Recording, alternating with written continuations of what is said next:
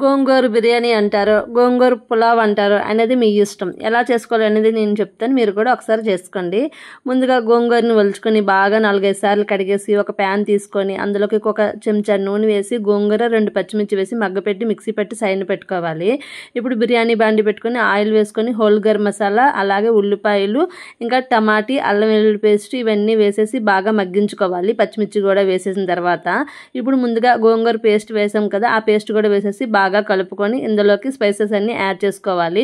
ఉప్పు, ధనియాల పొడి, గరం మసాలా, అలాగే కొద్దిగా పెరుగు వేసుకోవాలి. ఇంకా కొద్దిగా జీలకర్ర పొడి వేసుకొని మొత్తం కలిపేసుకొని నేను ఇక్కడ 2 గ్లాసుల రైస్కి 1 గ్లాస్ రైస్కి 2 గ్లాసుల వాటర్ అయితే వేసుకొని మొత్తం బాగా కలుపుకొని వాటర్ ఇలా మరిగినప్పుడు అరగంట నానబెట్టిన బాస్మతి రైస్ వేసేసి బాగా ఒక 80% కుక్ అయిన తర్వాత కొత్తిమీర అలాగే నెయ్యి వేసుకొని మిగతా 20% కూడా కుక్ చేసుకుంటే సూపర్గా ఉంటుంది.